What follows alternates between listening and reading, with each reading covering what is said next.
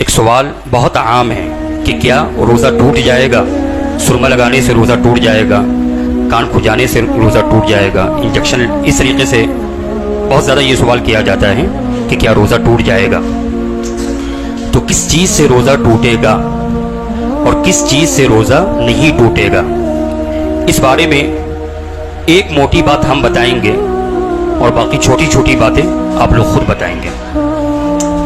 وہ موٹی بات کیا ہے؟ حضرت عبداللہ بن عباس رضی اللہ تعالی عنہما، جو حضور صلی اللہ تعالی علیہ وسلم کے چچا زاد تھے، اور رسول اللہ صلی اللہ تعالی علیہ وسلم نے اپنے سینے سے لگا کر ان کے لیے دعا کی تھی کہ اے اللہ میرے اس عبداللہ کو کتاب اللہ کا علم عطا کر اور دین کی سمجھ عطا کر۔ تو حضرت عبداللہ بن عباس رضی اللہ تعالی عنہما نے کس چیز سے روزہ ٹوٹے گا اور کس چیز سے روزہ نہیں ٹوٹے گا ایک موٹی بات بیان کی ہے، جسے امام بخاری نے اپنی صحیح میں نقل کیا ہے۔ وہ موٹی بات کیا ہے؟ وہ موٹی بات یہ ہے کہ حضرت عبداللہ بن عباس فرماتے ہیں کہ الصوم مما دخل ولیس مما خرج، یعنی جسم میں اگر کوئی چیز داخل ہو تو روزہ ٹوٹے گا، جسم میں اگر کوئی چیز داخل ہو تو روزہ ٹوٹے گا، ولیس مما خرج، اور جسم سے اگر کوئی چیز خارج ہو، جسم سے اگر کوئی چیز باہر نکلے تو روزہ نہیں ٹوٹے گا۔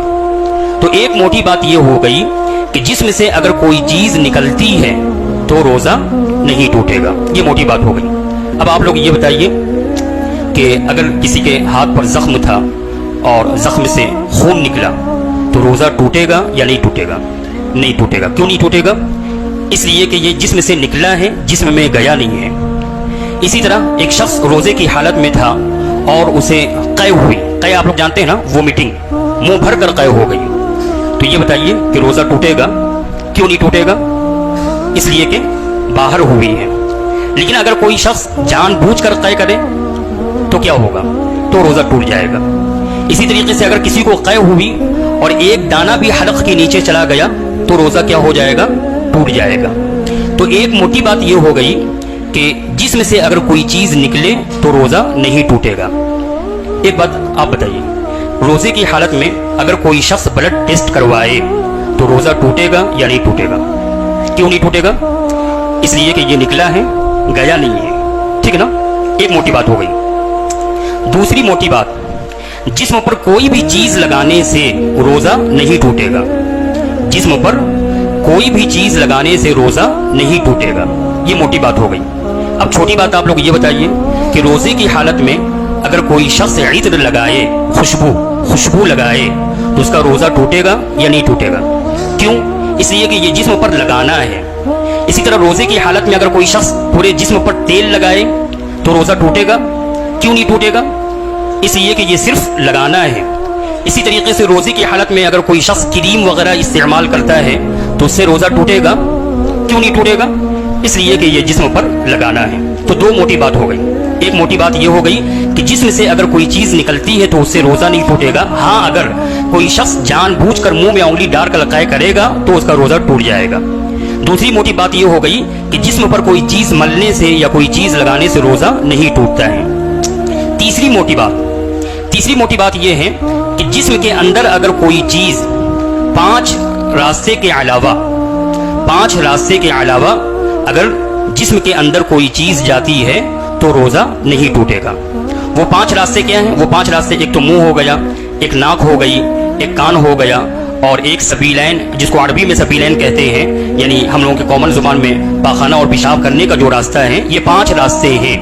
ان پانچ راستوں کے علاوہ اگر جسم میں کوئی چیز داخل ہوتی ہے تو اس سے روزہ نہیں ٹوٹے گا۔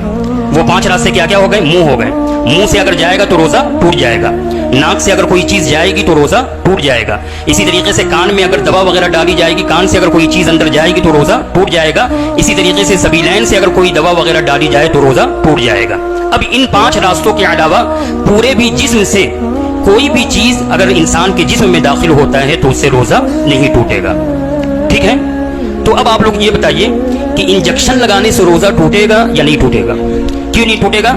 اس لیے کہ یہ پانچ کے علاوہ ہے۔ اسی طریقے سے روزے کی حالت میں اگر کوئی شخص پانی چڑھواتا ہے تو پانی چڑھوانے سے روزہ ٹوٹے گا یا نہیں ٹوٹے گا؟